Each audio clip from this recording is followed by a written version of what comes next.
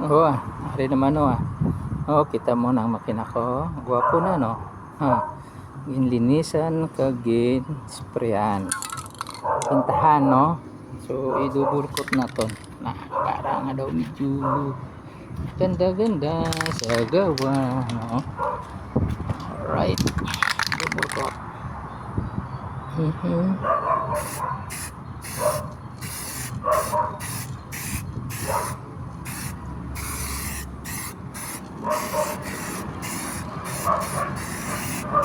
Wow. Pero ging brasa na kapras yan. Tomorrow tatanggalin ko yan. Pag inisan din, pagpipinturahan. Sa kabila. Yan, oh, new look. New engine. Kapalan natin. Para medyo maganda.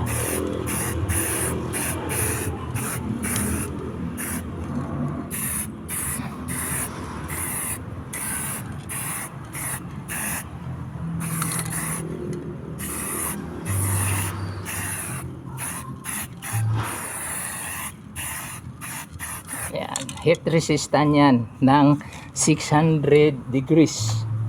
Imagine, no? 600 degrees. So, hindi yan magtipid o magpupula dahil heat resistant yan. Ayan, no? Ayan, so, na ayan, heat resistant 600 degrees. Wow. We will see kung ayos yan ang 600 degrees. Okay, ayan no, ganda na.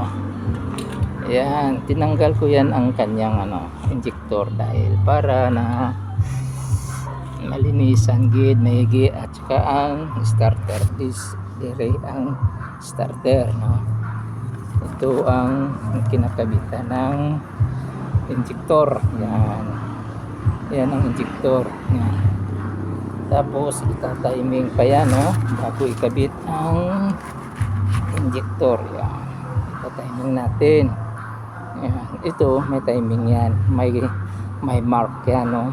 So ang marking yan dito natin ilagay. Yan, ito ang ng marker no, tanda at saka ito may marker din ito. Yan, yan may marker din at saka dito rin natin ilalagay yan oh, nakikita ninyo yan. Yan dito mayroon yang mark, guhit yan, guhit yan, kaya itatapat mo yan dito kapag bago mo yung belt no.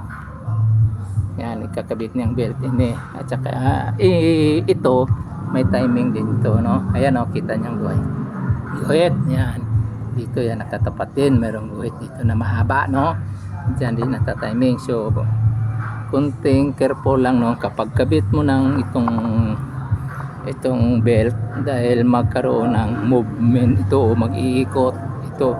Kahit isang ipin lang lumampas ang isang ipin, itong teeth nito, lumampas dito sa groove ng belt, dito sa belt. Yan, hindi na mag-start yung makina natin.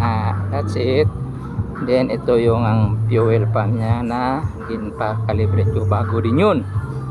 Yan, ito ang injector niyan. Yan, yan ang injector ng Hyundai no? Hyundai engine yun, Hyundai yan. Bago yun, bago calibrate. Yung mga spare nito sa loob pinabago ko yun para nga as a new no, as a new. Magandang tunog nito, magandang maganda pa ang klaseng makina.